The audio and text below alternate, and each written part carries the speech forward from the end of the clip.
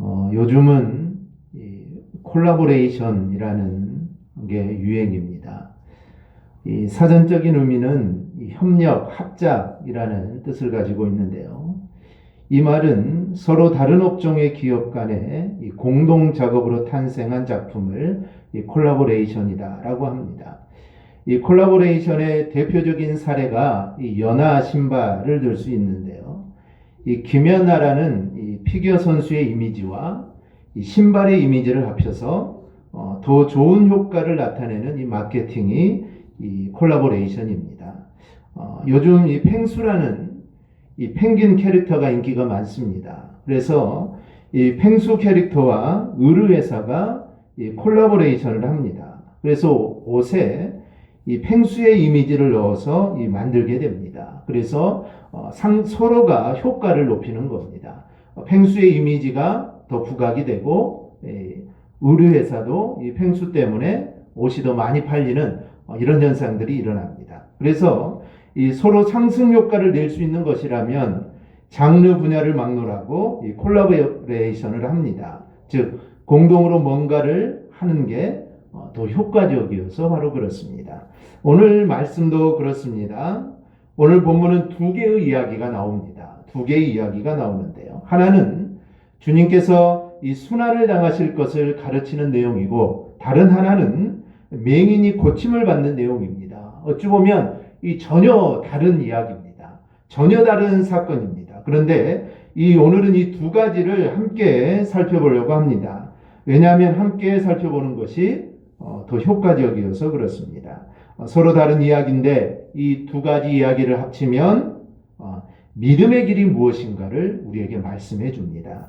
오늘 본문을 통해 우리는 세 부류가 걸어가는 길을 보게 됩니다. 먼저는 주님이 걸어가신 길이 있고, 또 하나는 제자들이 걸어가는 길이 있습니다. 그리고 또 하나는 이름 모를 맹인이 걸어가는 이 세 사람이 걸어가는 길을 우리가 보게 됩니다. 그러면서 우리가 주님을 따라가야 할 때 우리가 어떤 자세로 우리가 주님을 따라가야 되는지를 오늘 말씀은 잘 보여줍니다. 그리고 우리가 지난주에 살펴본 내용도 우리가 잠깐 살펴보면서 그 의미를 더욱 우리가 깊게 살펴보도록 하겠습니다. 먼저 주님께서 걸어가시는 길인데요. 주님은 당신의 길을 걸어가시는데 의연하게 당신의 길을 걸어가십니다. 이 31절에서 34절을 보면 주님께서 이방인들에게 넘겨져서 희롱을 당하고 또 능욕을 받고 또 침뱉음을 당하고 채찍질을 당하고 죽으실 거라는 말씀이 나옵니다. 물론 3일 만에 다시 살아나신다는 말씀도 주님은 하십니다. 즉 주님께서는 고난을 받으실 것을 지금 말씀을 합니다. 지금까지 십자가의 고난을 받으실 것을 주님이 직접적으로 내가 십자가의 고난을 받게 될 것이다 라고 말씀한 것은 누가복음에 3번 나옵니다. 그 전에도 여러 번 말씀을 했지만 주님은 간접적으로 말씀을 합니다. 그런데 직접 고난에 대해 이야기하신 것은 오늘 9장과 9장에서 2번, 그리고 오늘 18장에서 3번째로 우리에게 말씀을 합니다. 그런데 이러한 말씀을 하시기 전에 주님께서 이런 말씀을 하십니다. 31절입니다. 예수께서 12제자를 데리시고 이르시되 보라 우리가 예루살렘으로 올라가노니 선지자들을 통하여 기록된 모든 것이 인자에게 응하리라. 즉 주님이 받으실 고난을 선지자들의 기록과 연결을 시켜서 말씀하고 계십니다. 즉 주님이 앞으로 당하실 고난은 이미 구약에서 예언된 이야기다라는 것입니다. 이미 구약에서 말씀한 이야기라는 겁니다. 구약의 선지자들은 그리스도가 영광을 받으실 것이다 말씀하지 않습니다. 구약의 선지자들은 그리스도가 죄인들을 위하여 고난을 당하고 속죄하여 죽음을 당할 것이다, 이럴 것을 계속해서 구약의 선지자들은 예언을 합니다. 그 예언대로 초림하신 그리스도는 영광과 존귀 대신에 수모와 고난을 당하게 됩니다. 이것이 구약의 예언의 공통된 초점입니다. 그런데 주님은 그것을 너무나도 잘 알고 계셨습니다.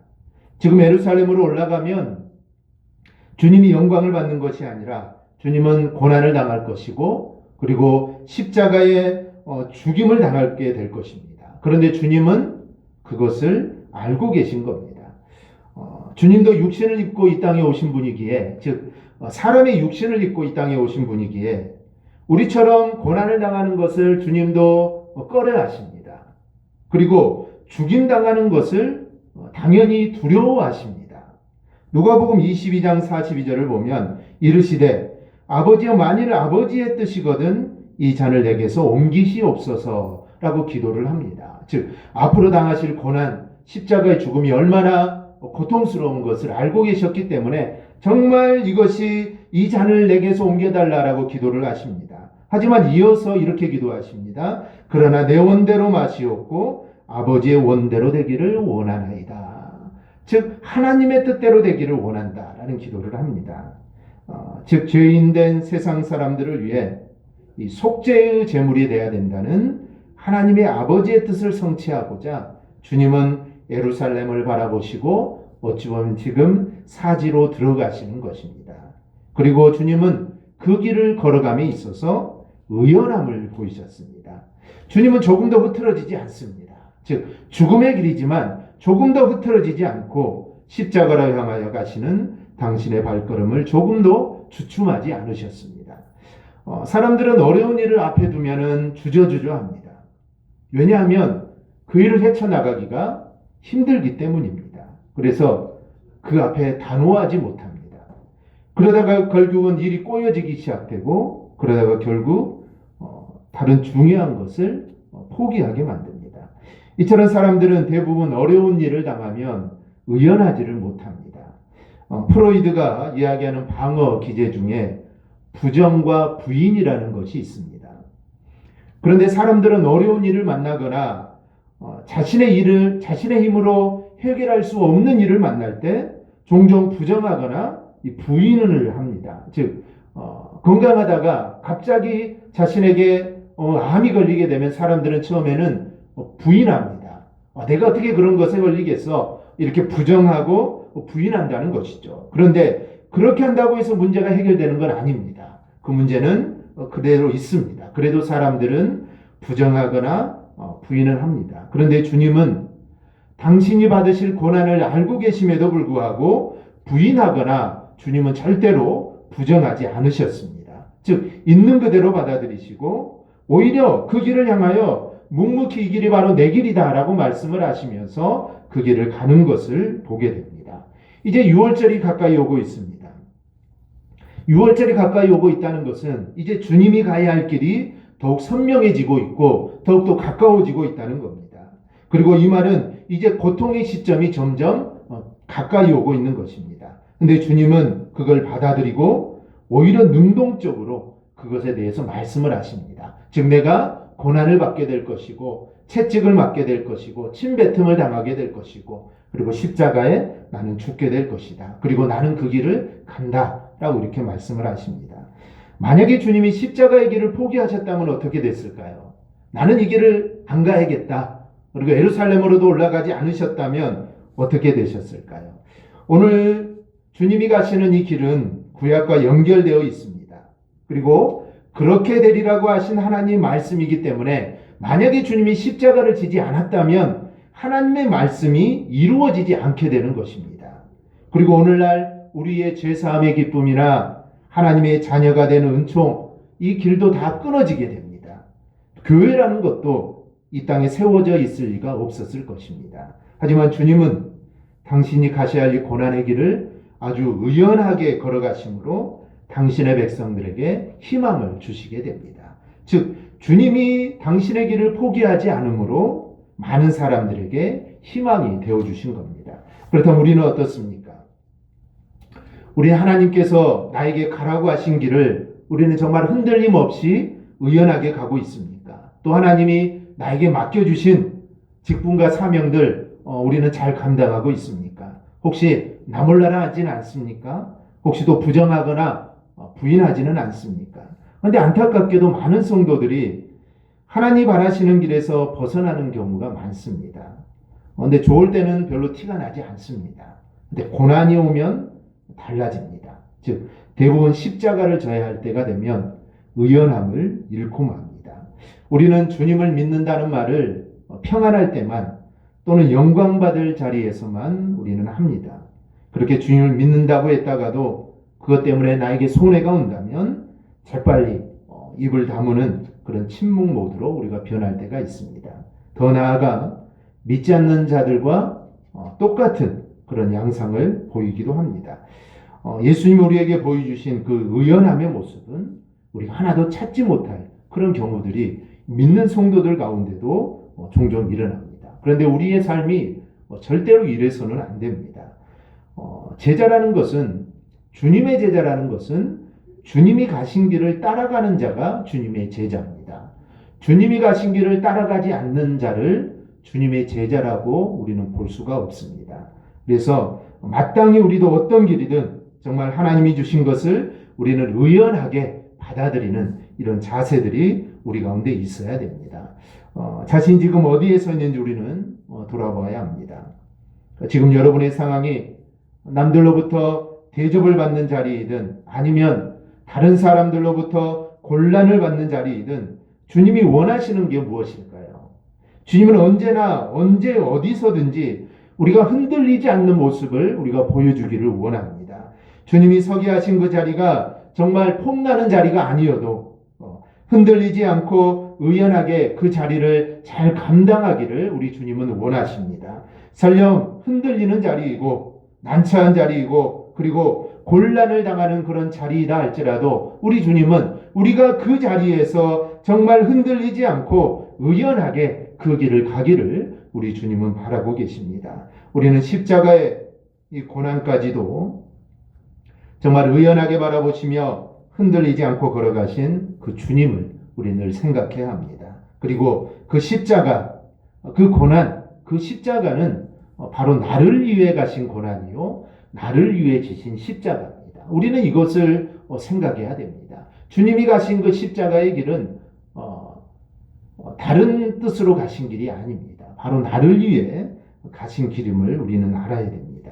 그래서 우리는 그 주님과 함께 정말 어떤 길이든 의연하게 서는 자가 우리는 되어야 됩니다. 바로 이러한 자세가 우리가 가야 할 길이고 또 주님이 원하시는 길입니다. 우리가 이를 기억하고 우리가 늘 주님과 함께 주님이 가신 길을 생각하며 우리가 걸어갈 수 있기를 주님의 이름으로 축원합니다. 둘째는 주님과 달리 이 의연함과는 다소 거리가 있는 제자들의 모습을 보게 됩니다. 주님은 당신의 고난에 대해 의도적으로 말씀을 하십니다. 본문 바로 앞에서 제자들이 하는 말을 들으시고 주님이 의도적으로 하신 말씀입니다.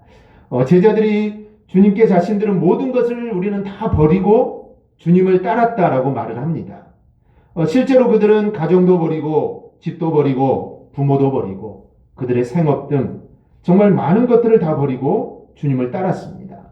그런 제자들에게 주님이 이런 말씀을 하십니다. 29절 30절을 보면 이르시되 내가 진실로 너희에게 이르노니 하나님의 나라를 위하여 집이나 아내나 형제나 부모나 자녀를 버린 자는 현세 여러 배를 받고 내세 영생을 받지 못할 자가 없느니라. 즉 그들이 버린 것에 대해서 현세 여러 배를 받는다라고 주님이 말씀을 합니다. 이 말씀을 들은 제자들이 어땠을까요? 그들의 마음이 상당히 고무되어 있습니다. 말 그대로 가족도 내려놓고 주님을 따랐는데 만약에 아무런 보상을 받지 못했다면 아마 그들은 견디기 힘들었을 것입니다. 그런데도 기쁘게도 주님께서는 그렇게 따라온 제자들의 삶에 정말 여러 배를 받을 것이다 라고 말씀을 하니니 이 제자들의 마음이 얼마나 기뻤겠습니까? 아마 그동안 별로 느끼지 못했던 이 뿌듯함을 느꼈을 겁니다. 그동안 주님을 따르면서 정말 밥도 제대로 먹도 못하고 잠도 들에서 자고 얼마나 많은 고생을 했습니까?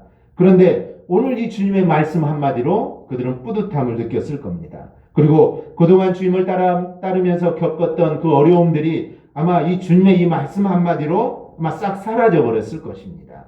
그러면서 마음 한구석에는 우쭐대는 이 자랑이 아마 있었을 겁니다. 왜냐하면 우리가 지난주에 살폈지만 방금 전에 부자 청년이 주님을 따르겠다고 왔다가 실망하여 돌아갔습니다. 그런데 그 청년이 돌아간 이유가 무엇입니까? 그것은 바로 재물 때문에 따르지 못했는데 자신들은 모든 걸 다 포기하고 주님을 따랐습니다. 그러니 그걸 주님께 인정을 받았으니 아마 제자들의 기분이 업이 되어 있었을 겁니다. 너무나 기뻤을 겁니다. 그런데 주님은 바로 이 타이밍에서 의도적으로 당신이 받으실 고난에 대해서 이야기를 하십니다. 이것은 주님이 가시는 길에 대해서 어떤 일이 있어도 간다라는 그 의연함을 보여주는 것과 또 하나 한참 부풀어 오르어 있는 이 제자들의 마음을 바로 가라앉히기 위함이기도 합니다. 이 두 가지 목적을 가지고 오늘 고난에 대해 말씀을 합니다. 주님이 제자들이 가질 마음은 스스로 높아지는 마음이 절대로 아닙니다. 제자들이 가야 할 길 역시 주님이 가실 길과 똑같습니다. 주님이 가시는 길이 십자가와 고난의 길이듯이 제자들이 가야 할 길도 마찬가지로 십자가와 고난의 길이기 때문입니다. 우리도 믿음의 길을 가면서 스스로 높아지는 마음을 우리는 절대로 가져서는 안 됩니다.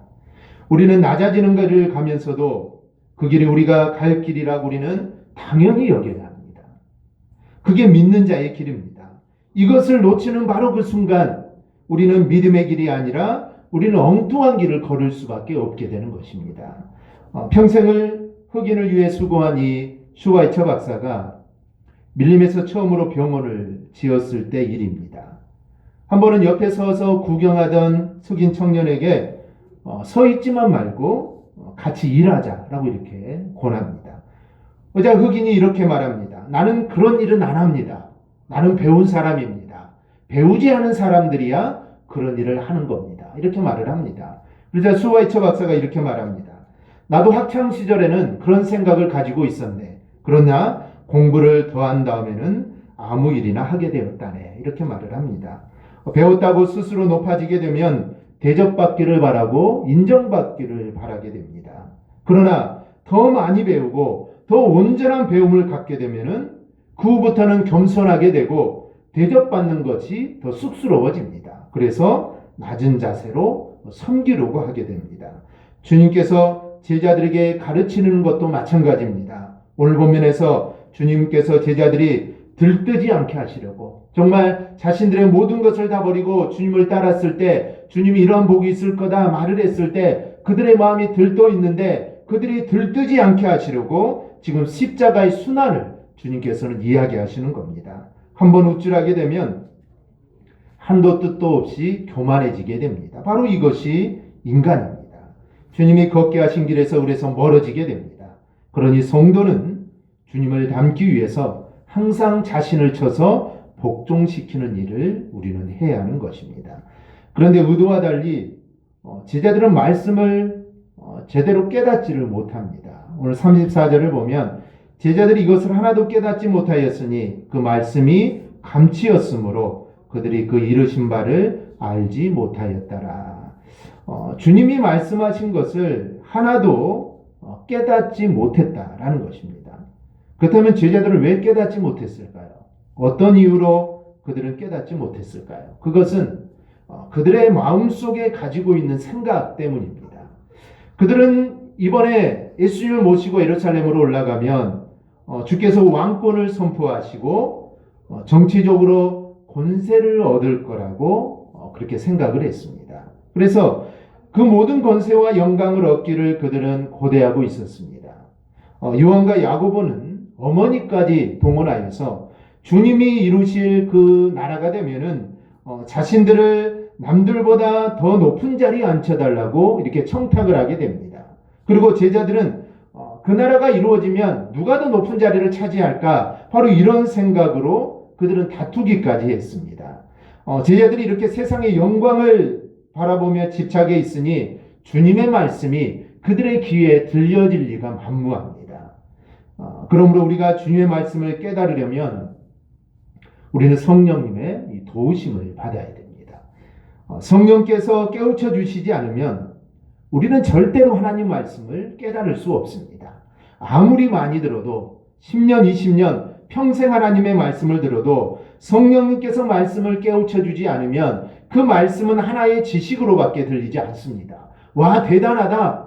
예수님께 정말 대단한 일을 하셨구나. 이 정도로 끝나게 됩니다. 하지만 성령님이 그 말씀을 깨우쳐 주실 때 그 말씀이 바로 나의 말씀이 되고 바로 나에게 들려주시는 말씀이 되는 것입니다. 제자들은 그래서 나중에 성령이 임한 후에 그제서야 그들은 주님의 그 말씀을 깨닫게 됩니다.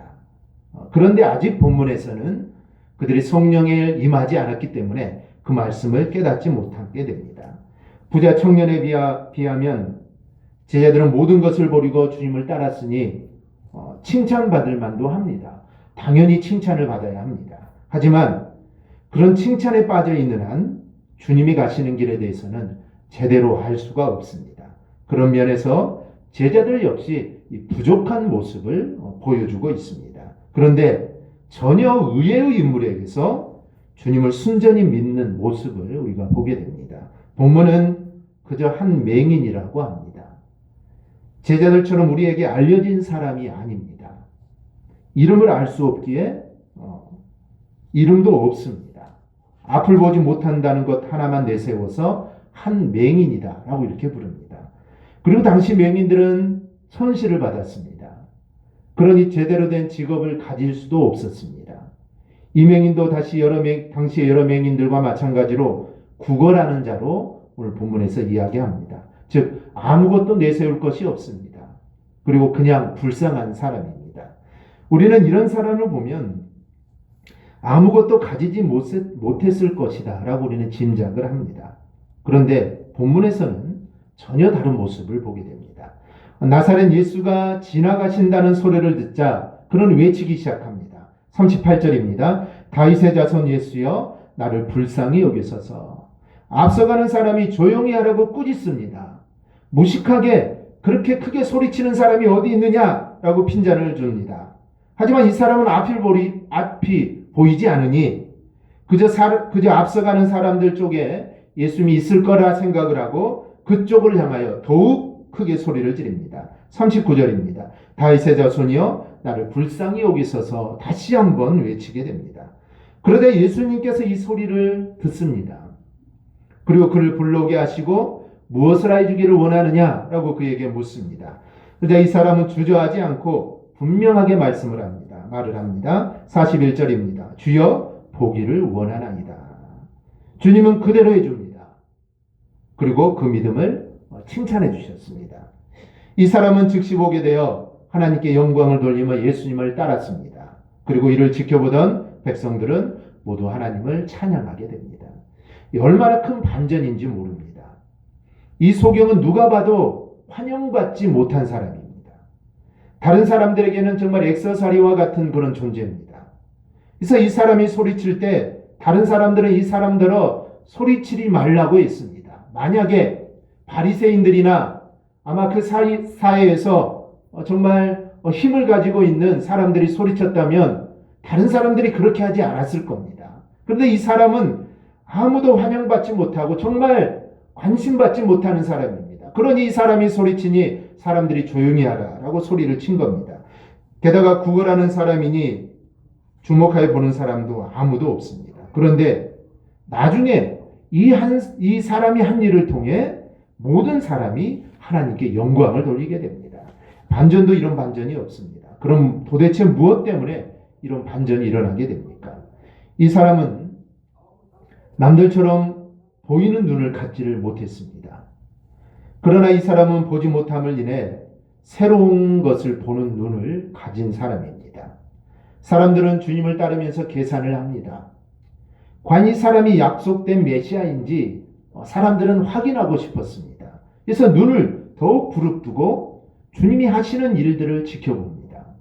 이들의 눈은 분명히 주님을 보았습니다. 하지만 그들은 주님의 겉모습만 보았고 주님의 행동만 보았습니다. 그러나 정작 이분이 바로 메시아라는 것을 사람들은 보지를 못했습니다. 반면 이 사람은 눈으로 볼 수가 없습니다. 맹인이기 때문입니다. 하지만 눈으로 보지 못하는 다른 것을 이 사람은 단번에 보았습니다. 바로 예수님이 다윗의 자손이라는 것을 이 사람은 본 것입니다. 그가 소리쳐 부른 다윗의 자손이여 라는 말은 주님의 발걸음을 멈추게 한 것입니다. 이것은 단순히 예수님의 조상이 누군가를 이야기하는 것이 아닙니다. 즉 예수님의 조상이 다윗이기는 맞지만 이것은 단순하게 예수님의 조상이 다윗이라는 것을 말하는 것이 아니라 이 다윗의 자손은 구약에 약속된 메시아를 가르치는 것입니다. 즉 다윗 왕국, 다윗이 이룬 그 왕국은 예수님이 건설하시고자 하는 하나님의 나라의 이 바로 모형이 됩니다. 그러므로 다윗의 자손이란 다윗의 왕권을 지니고 오신 메시아라는 그런 뜻입니다. 이 소경은 비록 육신의 눈은 멀었지만 신앙의 눈은 완전히 밝았습니다. 그는 바리새인 사람들처럼 바리새인들은 예수님을 가르쳐 선생, 랍비라고 불렀습니다. 그런데 이 사람은 하나님이 약속하신 메시아로 믿고 다윗의 자손이라고 부른 것입니다. 우리는 이 소경처럼 올바른 그리고 온전한 신앙의 눈을 우리는 지녀야 합니다. 예수님을 따르는 무리들 중 허다한 사람들이 예수님을 제대로 알지 못하고 그냥 이 땅의 문제를 해결해 주는 그런 세속적인 구세주로 알고 그들은 믿었습니다. 아직도 우리 주변에는 예수님을 바로 알지 못하는 사람들이 정말 많습니다. 예수님을 그냥 기적을 베푸는 그런 분으로 알거나 또 예수님을 어떤 사람들은 성자 중 하나 정도로만 알고 있습니다. 이 모두가 신앙의 눈이 먼 사람들입니다. 우리는 예수님을 하나님의 아들로 알고 또 영생과 영원한 벌을 주관하시는 만유의 왕이요 통치자로 알고 우리는 섬겨야 합니다. 즉 신앙의 눈이 올바라야 주님을 올바로 섬길 수 있는 것입니다. 신앙의 눈이 올바르지 않으면 주님을 절대로 올바르게 섬길 수가 없는 겁니다. 우리도 마찬가지입니다. 우리도 제자들처럼 주님을 따라다닌 이력만 이야기할 게 아닙니다. 우리도 주님을 정확하게 바라보는 이 영적인 눈이 바로 우리도 열려야 합니다. 정확하게 고백해야 됩니다. 이런 모습이 없다면 우리는 절대로 주님을 따를 수가 없습니다. 그러므로 우리는 이렇게 기도해야 됩니다. 하나님, 믿음의 눈을 열어주옵소서. 주님을 제대로 보는 눈을 주옵소서. 그래 영의 눈이 열려 오늘 본문의 이 한 맹인처럼 우리가 주님을 제대로 볼 수 있기를 주님의 이름으로 축원합니다. 말씀을 맺습니다. 우리 사랑하는 성도 여러분, 우리도 주님처럼 정말 의연하게 우리도 믿음의 길을 가야 합니다. 내 앞에 상황이 어떠하든 내가 높임을 받는 자리이든 아니면 정말 내가 천대를 당하고 그런 자리라 할지라도 정말 하나님이 나를 그곳에 세워주심을 우리가 인정하고 의연한 모습으로 우리는 서 있어야 합니다. 그리고 교만하지 않고 계속 우리를 낮은 자리에 있도록 내 자신을 우리는 늘 살펴야 됩니다. 교만하면 다 끝나는 것입니다. 교만하면 모든 것이 다 끝나버립니다. 그래서 우리는 항상 겸손하게 우리는 늘 낮은 자리에 있어야 합니다. 그리고 영적 눈이 열려서 주님을 제대로 보며 따라가는 우리는 자가 되어야 됩니다. 이게 바로 우리가 가야 할 길입니다. 오늘 말씀 우리가 마음에 새기고 우리가 정말 주님이 가시는 그 길을 본받아 하나님이 나에게 맡겨주신 일들을 우리가 잘 감당해 나갈 수 있기를 주님의 이름으로 축원합니다. 아멘. 기도하겠습니다.